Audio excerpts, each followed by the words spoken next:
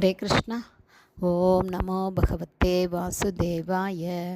நாராயணம் நமஸ்கிருத்யம் நரம் சைவ நரோத்தமம் தேவீம் சரஸ்வதீம் யாசம் ததோ ஜெயம் உதீரயேத். நஷ்டப்பிராயேஷு அபத்ரேஷு நித்யம் பாகவத சேவையாம் பகவதி உத்தமஸ்லோகே பக்திர்பவதி நைஷ்டகி.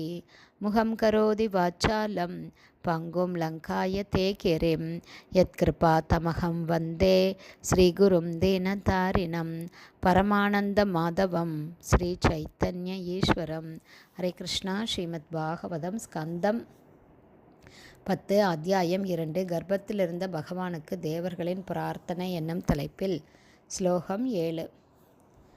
கச்ச தேவி விரஜம் பத்ரே கோப கோபிர் அலங்கிருதம் ரோஹிணி வசுதேவஸ்ய பார்யாஸ்தே நந்த கோகுலே அன்யாஸ்ச கம்ச சம்விக்னா விவரேஷு வசந்தீஹி.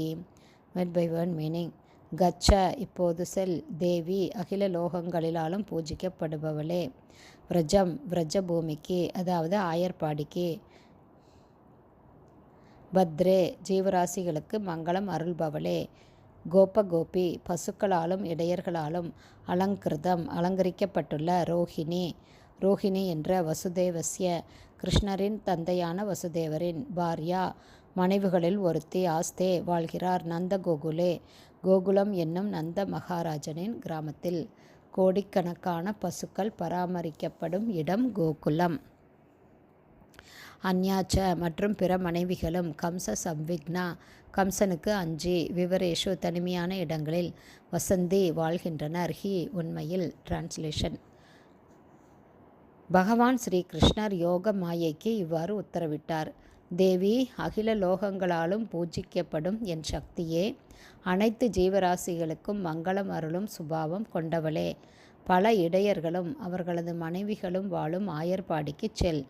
பல பசுக்களால் அழகு பெற்று விளங்கும் அந்த இடத்திலுள்ள நந்த மகாராஜனின் இல்லத்தில் வசுதேவரின் மனைவியான ரோஹிணி வசிக்கிறாள். வசுதேவரின் பிற மனைவிகள் கூட கம்சனுக்கு அஞ்சி மாறுவேடத்தில் அங்கு வசித்து வருகின்றனர். அங்கு நீ செல்ல வேண்டும். பர்பட் பை ஷில பிரபாத். ஜெய் ஷில பிரபாத். நந்த மகாராஜனின் வசிப்பிடமான நந்த கோகுலம், நந்த கிராமம் மிக மிக அழகுடையதாகும். அங்கு சென்று அங்குள்ள பக்தர்களுக்கு பயமின்மையை, தைரியத்தை அளிக்கும்படி யோகமாயைக்கு பகவான் ஸ்ரீகிருஷ்ணர் உத்தரவிட்டார். இதனால் அது இன்னும் அழகுமிக்கதாகவும் பாதுகாப்பாகவும் விளங்கியது.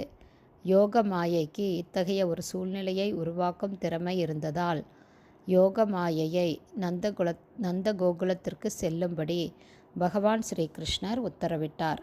ஹரே கிருஷ்ணா. ஸ்ரீமத் பாகவதம் ஸ்கந்தம் 10 அத்தியாயம் 2 கர்ப்பத்திலிருந்த பகவானுக்கு தேவர்களின் பிரார்த்தனை என்னும் தலைப்பில் பதம் 7 ஸ்ரீல பக்திவேதாந்த சுவாமி பிரபுபாதாவின் விளக்க உரை இத்துடன் நிறைவடைந்தது.